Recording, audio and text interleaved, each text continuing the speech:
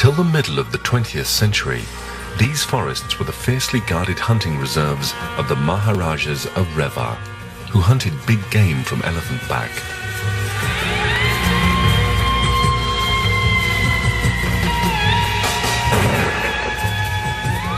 Tigers were always the ultimate trophies, and a stone monument marks the spot where in 1954 the last Maharaja shot his 100th tiger.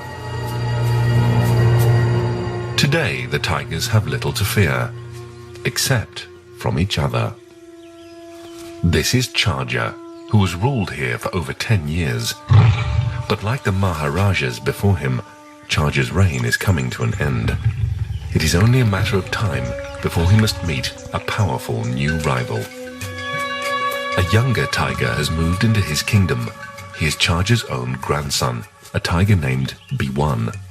For Charger, who is at least 15 years old, this will be his ultimate challenge. B1, on the other hand, is in no hurry. He can afford to wait. At 5 years old, he is a massively powerful animal in his prime.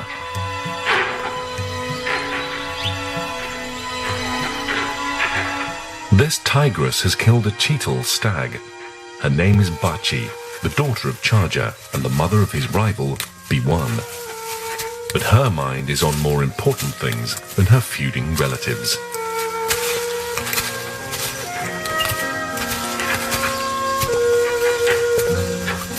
Bachi drags the stag to a limestone cave in a rocky outcrop. A new litter of cubs is waiting for her in safety and darkness. Pilgrims have come to celebrate the birthday of one of Vishnu's 10 incarnations, a flute-playing god called Krishna. Up at the temple's ancient reservoir, the old priest is preparing for the pilgrims' arrival. Once, this great hand-carved tank provided the plateau with a supply of water vast enough to see it through the longest siege. Now the priest shares it with a host of animals.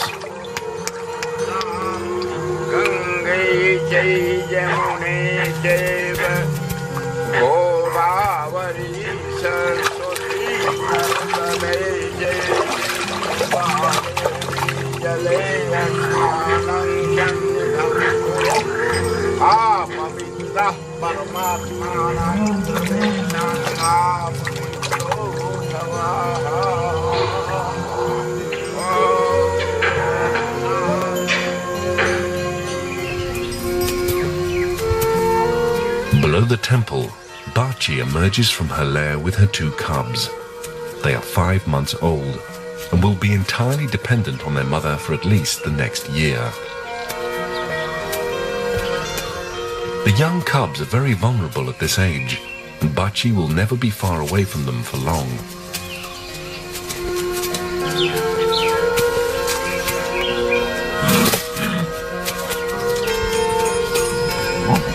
The cubs' sagging bellies show that Bachi is an excellent hunter.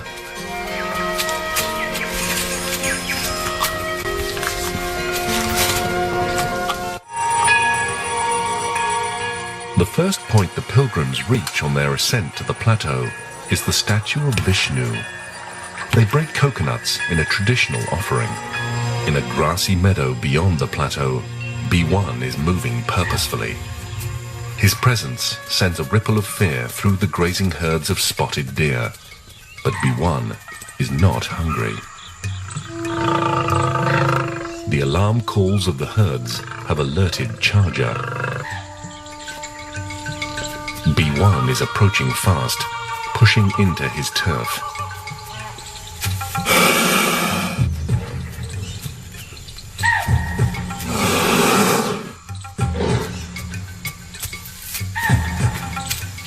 The old tiger is forced to retreat, but with B1 now deep in Charger's territory, confrontation is inevitable.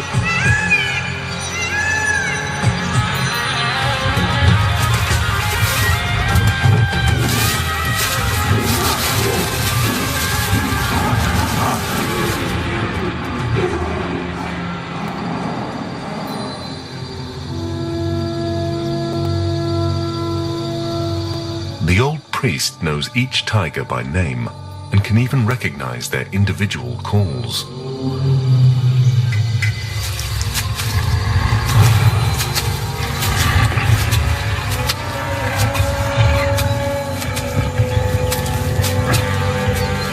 By the next morning, Charger's reign is over. He's lucky even to be alive. He takes cover in the thick undergrowth where he can nurse his wounds. Infection is just one of the dangers he now faces. B1 has not escaped entirely unhurt, but unlike his adversary, B1 is young and his wounds will quickly heal.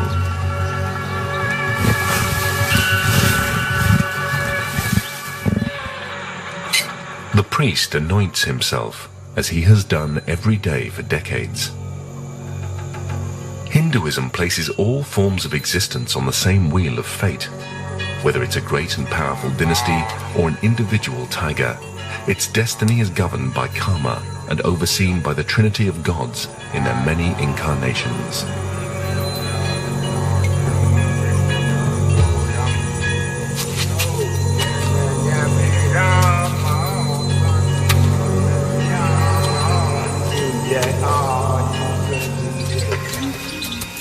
A family of jackals has made a den under a thicket of bamboo.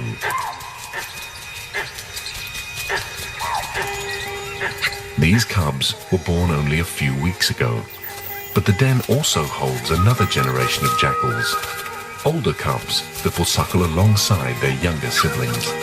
It is because of Bandauger's natural bounty that a pair of adult jackals can support 2 litters at the same time, and providing for the scavengers are the predators. With 2 hungry cubs to feed, Bachi has to kill more and more often. This is Bachi's second successful litter. What looks like fun and games is in fact part of the cubs' education. They need to learn fast, and every day Bachi introduces the cubs to new challenges. What's a small step for Bachi is a giant leap for a youngster.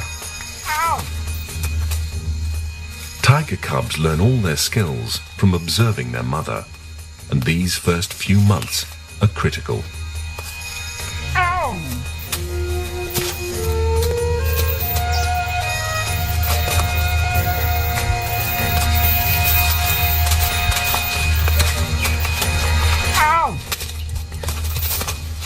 It's a steep learning curve, but tiger cubs, like all cats, have a habit of landing on their feet.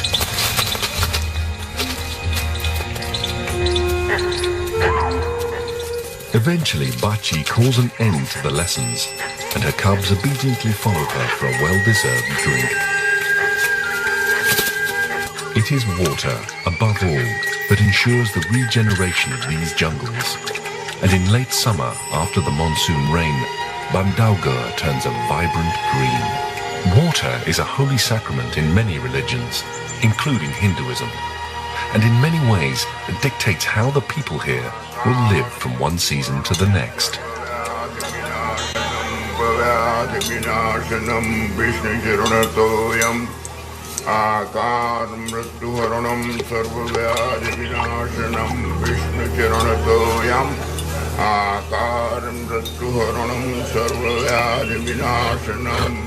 The pilgrims' celebrations are coming to an end.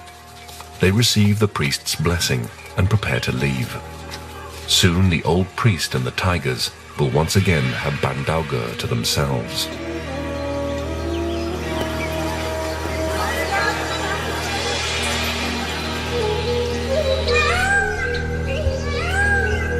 Vishnu, the preserver of life, will sleep undisturbed for another year.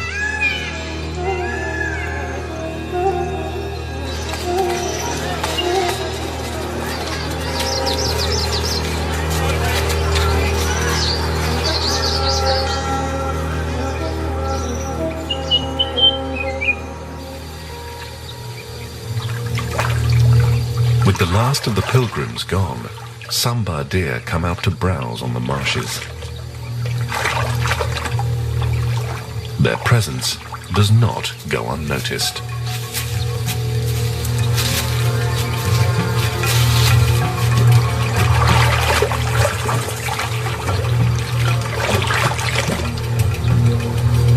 With supreme confidence, B1 makes his way to the marsh.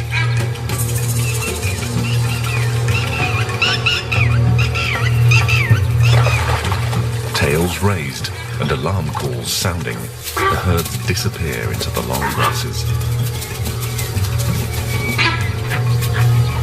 But B1 is not hunting today. He has come to reclaim a kill he hid the previous night.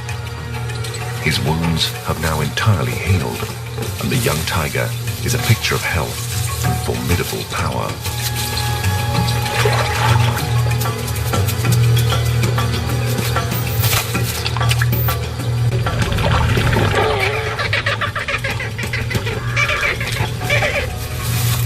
Very little that a tiger does ever goes unnoticed. Prey animals keep an eye on them out of concern for their own survival, and scavengers follow them in order to find scraps. So in Bandaugur, B1 is usually the center of attention.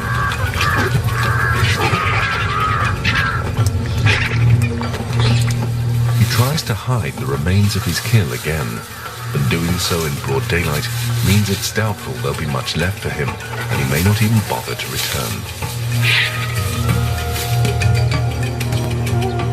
Scavengers have been watching his every move, and it is not long before they arrive on the scene.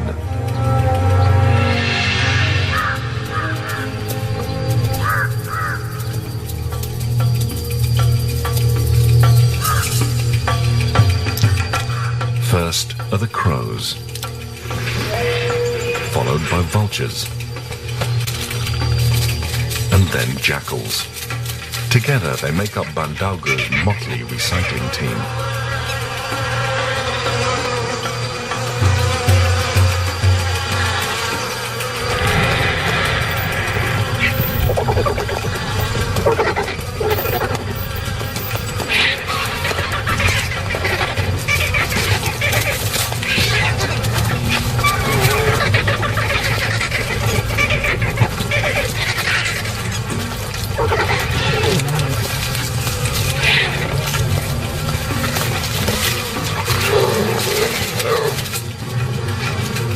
A male jackal runs the gauntlet of sharp beaks, hoping to grab enough food for his entire family.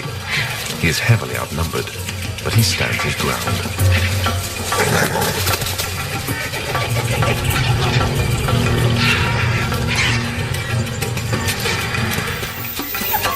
The female and the 2 litters of cubs emerge from the den.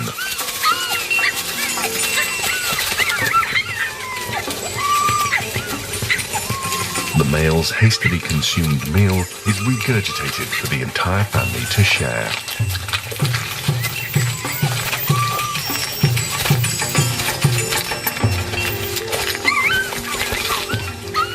Unlike tigers, male and female jackals play an equal part in raising their young.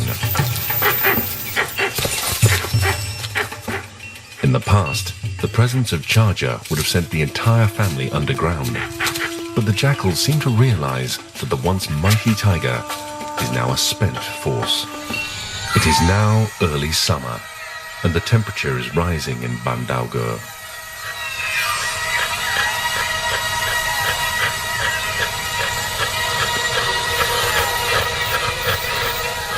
In the heat of the afternoon, Bachi and her cubs sleep. Tigers don't go out in the midday sun. Hunting is kept for mornings and late afternoons. In the grass meadows, the cheetal have begun their annual rut, and stags call to the females. Peacocks, displaying their feathered finery, are also in search of mates.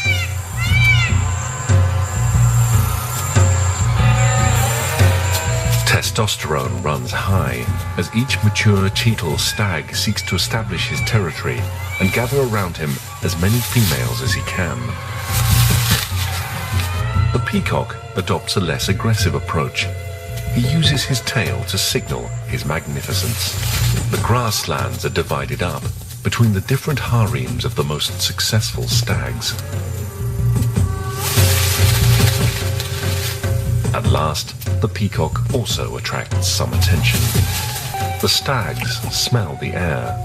tasting it with their sensitive tongues to establish which females are ready to mate.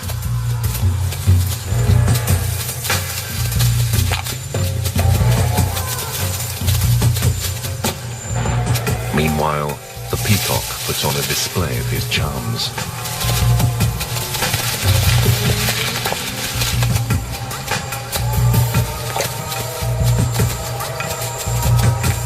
Disputes between rival males are settled with a clash of antlers.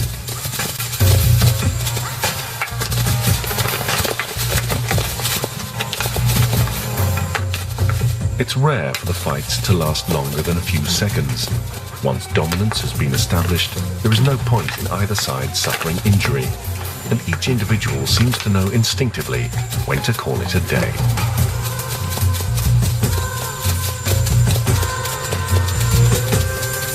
During the rut, tigers can capitalize on the cheetah's lack of vigilance. The long grasses provide ideal cover. A stag with its mind on other things can easily walk right into the jaws of a waiting tiger.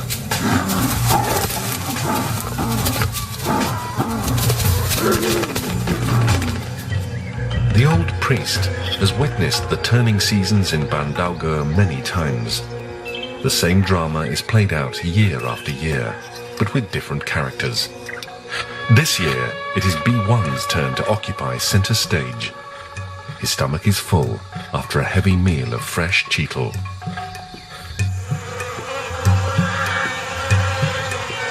Others have to make do with leftovers.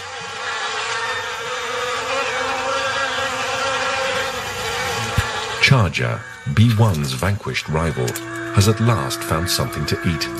It's an abandoned, putrefying kill, but the old tiger welcomes it. All tigers will scavenge. In fact, appropriating another's kill is a mark of dominance and a perk of being a tiger. But this rotting carcass is a little too ripe, even for Charger. He takes it into the water to wash it and get rid of some of the flies.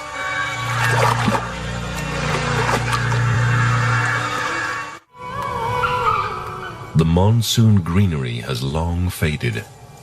For the leaf-eating Hanuman monkeys, finding food now involves more effort and longer journeys.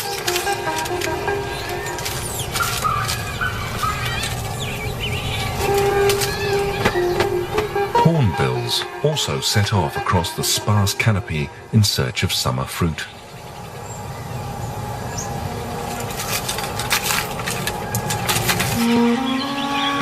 Rising up through the roof of a temple is a heavily laden fig tree.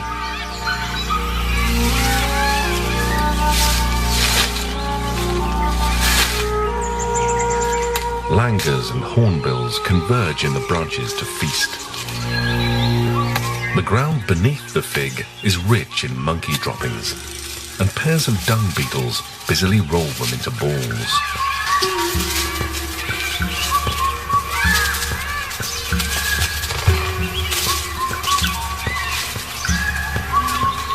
This process is part of the dung beetle's reproductive cycle, but also plays a role in a much larger system of regeneration.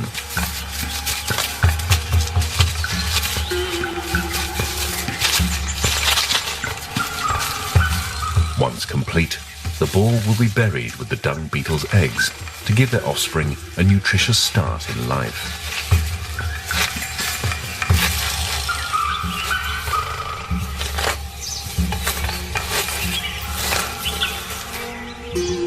Then, the operation over, male and female go their separate ways. The link between the fig trees, monkeys and dung beetles is just one of many intricate cycles that exist in Bandauger.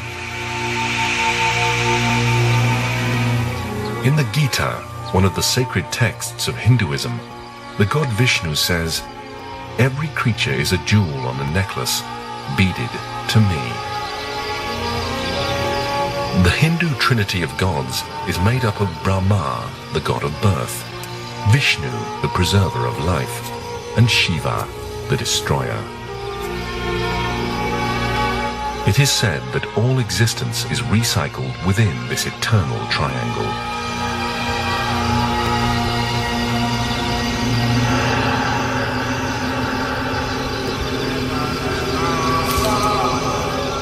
The temple which the old priest still tends will one day be consumed by the jungle. Seeds from figs eaten by monkeys and hornbills will fall to the ground. Rolled and buried by dung beetles, the seeds will germinate. Shoots will grow, and slowly the limbs of many fig trees will entwine the carved pillars of the temple, eventually breaking through the roof. By April, the grasses are brown.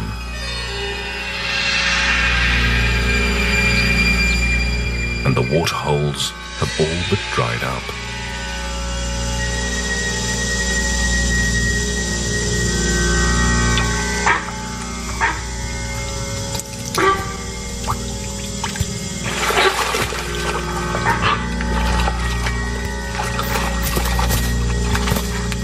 But Bandauga's perennial springs and streams mean that Bachi and her family will never go thirsty.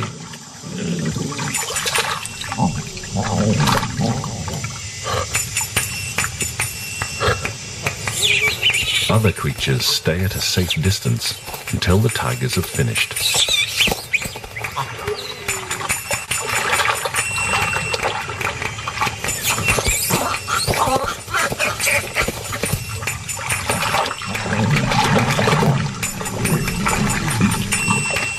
But they might be in for a long wait. After the cubs have quenched their thirst, they begin to let off some steam. Eventually, Bachi summons her cubs, and they go scampering back to their mother.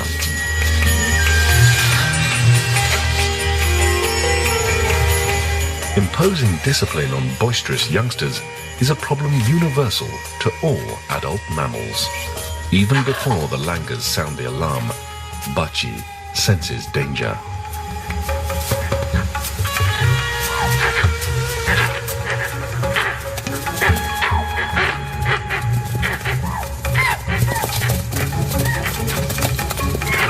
Dominant male tigers will kill any cubs that are not their own.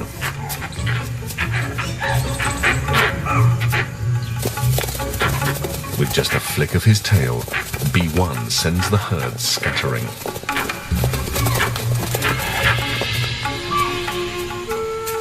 Although B1 is her son, Bachi is taking no chances and moves her cubs away from the grassland.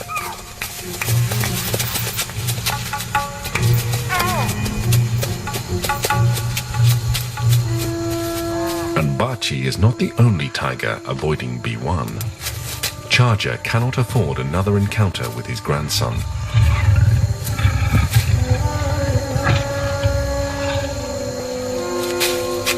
With B1 on one side and Charger on the other, Bachi takes her cubs back to the cave. The cubs seem to appreciate the danger instinctively and will wait here in silence until Bachi returns.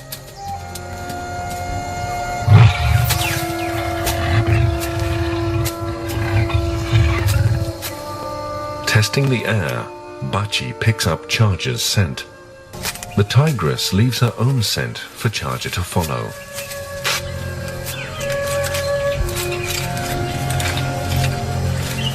In addition to his injuries, Charger is now going blind.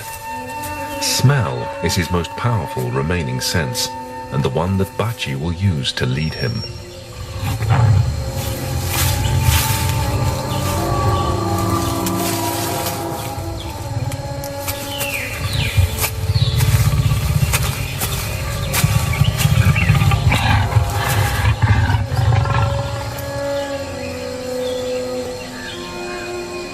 Bachi has successfully drawn Charger towards the waterhole, away from the cave.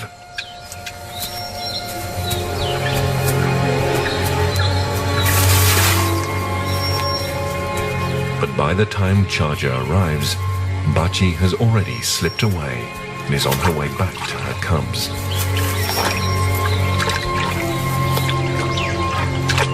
Half blind, old, and injured, Charger can be easily misled. But B1 is a different matter entirely. A young male, ruthlessly establishing his territory.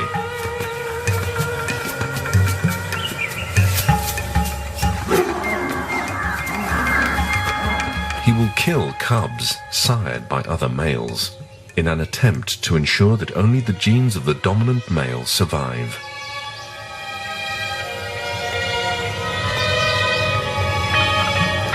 B1's seemingly brutal act is the result of an ancient instinct, one the old priest has watched tigers follow for years.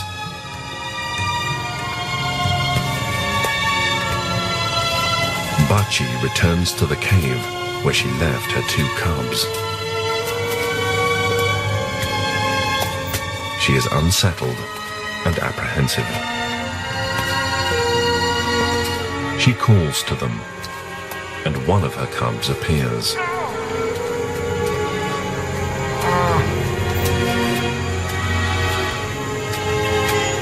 Finally, it is joined by the other. It was the offspring of another tigress that B1 killed. Bachi's cubs are safe.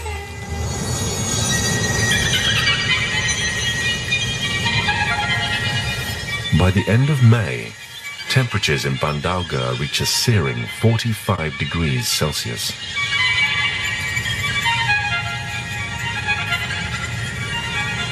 This is the start of Nautipa, the hottest 9 days of the year, when every living thing in Bandauga feels the worst of the fiery summer. By the end of June, thunder rumbles across the plains, and the monsoon winds start to blow.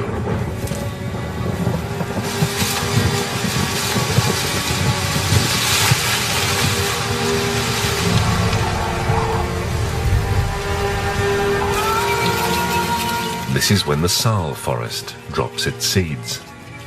The tiny helicopters descend from the trees in anticipation of the coming rains. While sambar deer graze on the sal seeds, a family of foxes picks off other seasonal windfalls.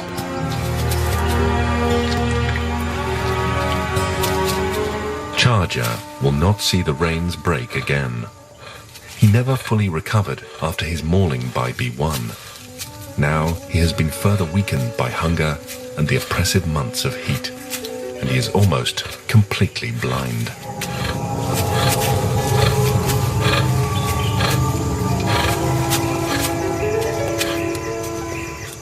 He makes his way to a cave at the base of the plateau and lies down for what will be the last time.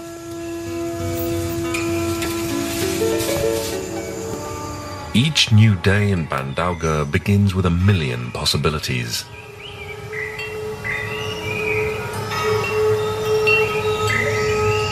In another cave, within the honeycombed foundations of the Great Plateau, B1 has female company.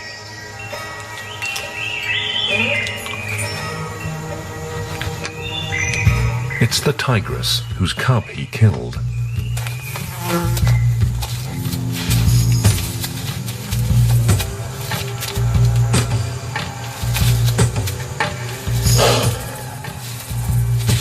He calls her, and the tigress gets up to follow.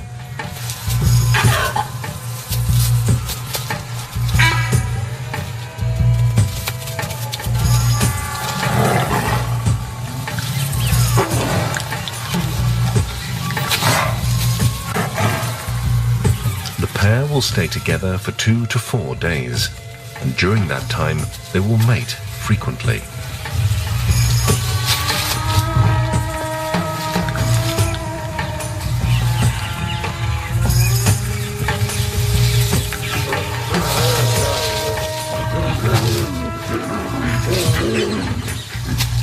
Each encounter only lasts a few seconds, but they can mate as many as 40 times in a single day. Monsoon clouds fly over the fort and the statues of the 10 incarnations of Vishnu.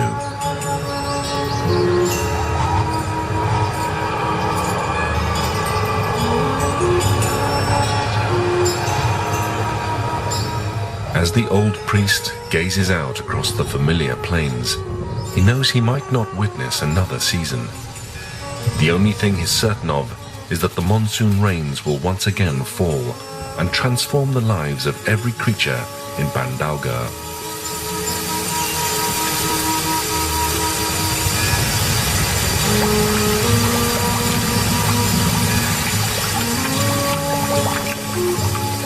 Dry land is drenched and almost immediately turns green.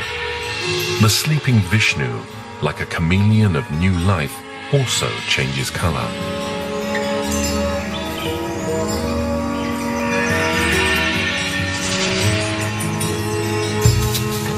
Grasses spring up in the meadows, providing new cover for predators and new grazing for prey.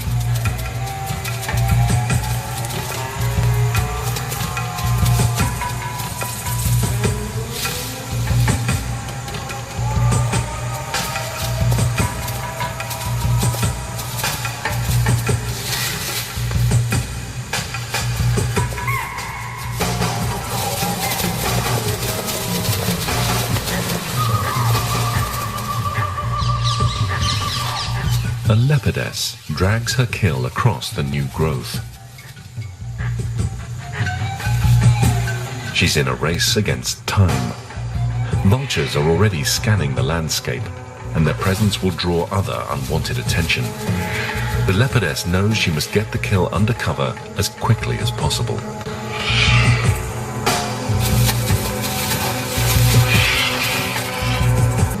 Preoccupied with mating for the last few days, B1 is now hungry.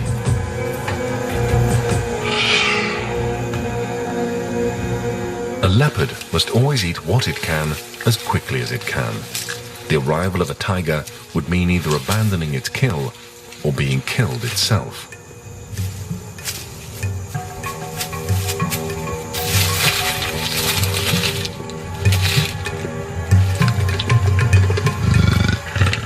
The meal is over for this leopardess. B1 has arrived. Leopards are far better climbers than tigers, and she heads for the safety of the branches above her now abandoned kill.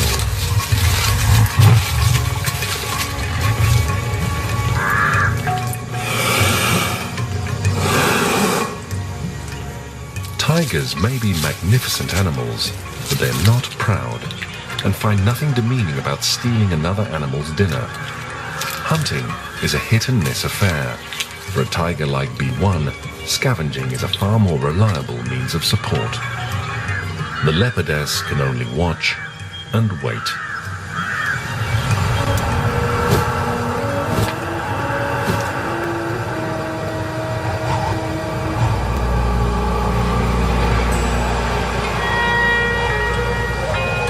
The canopy of Bandauger is once again flush with new growth and new life.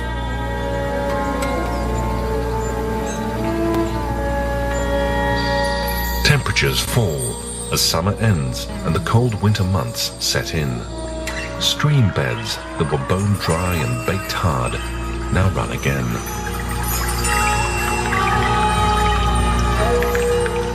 With the rains come insects and their predators.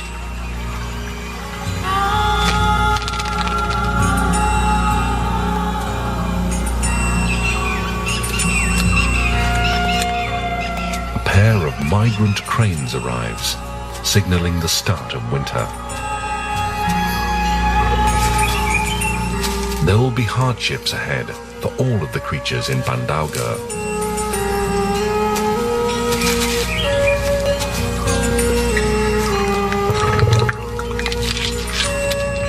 Bachi's cubs have now reached 3/4 of their full size, but they remain oblivious to anything beyond the world of their family and the watchful gaze of Bachi.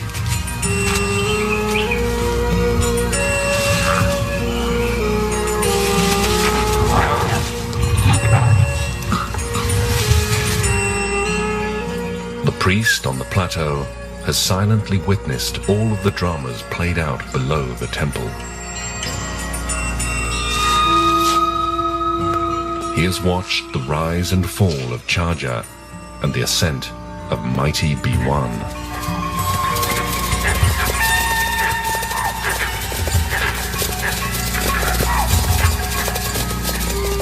The Maharajas have come and gone. The future belongs to the next generation of tigers in the Eden called Bandaugra.